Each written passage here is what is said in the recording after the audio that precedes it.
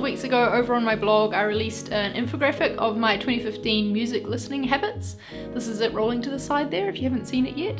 In today's design show and tell video I'm going to be talking about what went into making it, as well as giving you some tips for making an infographic and working with data. I got the idea to make this infographic quite a few years ago actually, when I was looking at the work of one of my favourite designers, Nicholas Felton. He is a data visualization designer who is absolutely amazing, and he has a project called the Feltron Annual Reports, where basically he charts and tracks everything in his life, like what he eats, what he drinks, where he goes, how he travels, where he spends his time, who he spends it with, what the conversations they have are about, loads of really interesting stuff. And at the end of the year he puts it all together into an annual report of his life, and it's fascinating and beautiful, and there'll be a link down below to check it out. I love the idea of doing that, but knew I couldn't commit to collecting all of that data about my own life because that is a huge commitment. So instead I decided to do it with something a little bit smaller and just track my music data instead. I chose music because there's a service that I was already using called Last.fm, which basically tracks what music you listen to. So it links into your iTunes and your Spotify, your audio accounts, and it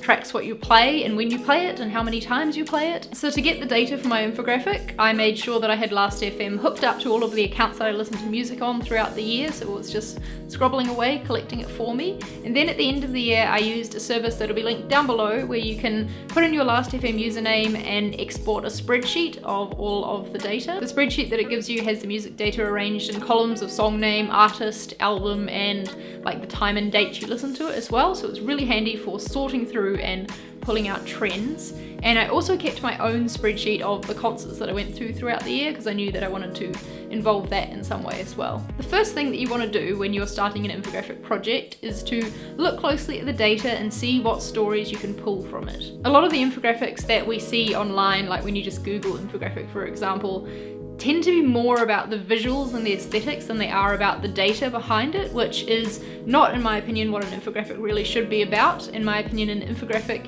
has to be first and foremost about the data and displaying it in a way that is interesting and understandable. So if you're not trying to pull out the stories and dig deep into the data and see what trends emerge and what comparisons you can make, then it's not going to be much of an infographic. For mine, I did have the standard like top 10 artists, top 10 albums, etc. But then I also wanted to look a bit further and do things like how many of the bands that I saw live this year had I seen live before, see how many, were new to me. I'm really looking forward to doing this project again next year because I'm going to be able to look back on this year's data and make some comparisons and see what changed and look into why it changed possibly. That's going to make the infographic all that more interesting. So once you've looked at your data and pulled out the interesting bits of information that you want to display, it's time to move on to the design phase. And I started this just like I do with a website. I started it with wireframing. Just like with a website, the structure is really important with an infographic because the structure is what will dictate the order that people are reading the information in. I chose to start mine out with the big numbers of how many tracks, artists, and albums that I listen to because that sort of sets the scene of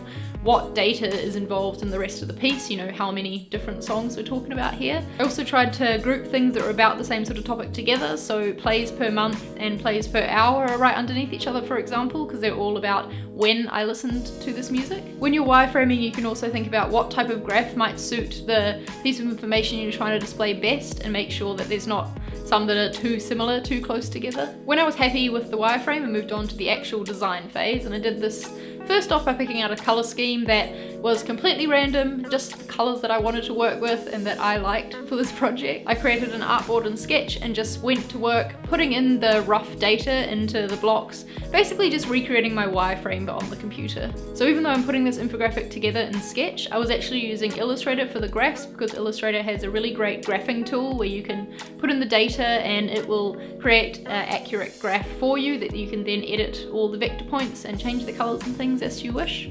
So I made my graphs in Illustrator and then copied and pasted them into Sketch to refine and work with more.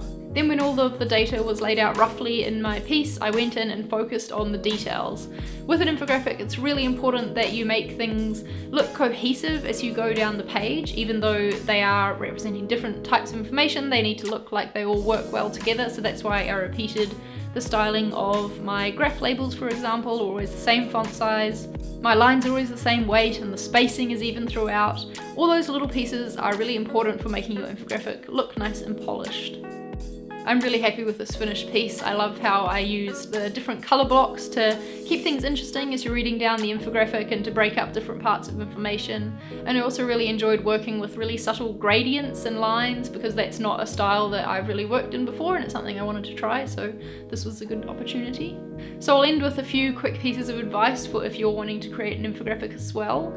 Firstly, I would recommend that you don't have two graphs that are too visually similar that represent different kinds of data, because the viewer looking at them is automatically going to try and connect them and look for the similarities and differences between them both because they look the same. So that's why in my infographic, for example, I did the gradient fill on the plays per hour but not on the weekly listening, because those are two completely different data sets and they're not meant to be compared, so it was important that they looked visually different. Iconography can really help in infographics for giving context to the data, so that's what I did in my merch section, for example. This is actually the only place that I use that, so I think the next time I would bring in icons to another place in the graph as well. Don't go too overboard with icons and pictures though, because like I said at the start, that is a problem with infographics that I find is often they are too much about the visuals and not enough about the data and the story that the data is telling. My infographic is pretty simple really, but considering I started with this, I'm very happy with where I ended up. I think that I've achieved the goal of making a visually appealing piece that tells the story of my music listening habits in quite an easy to understand way. If you've got any questions about infographics or any feedback on mine, I would love to hear it, so please feel free to leave a comment below. I hope you enjoyed this design show and tell video. I always really like talking about my process and my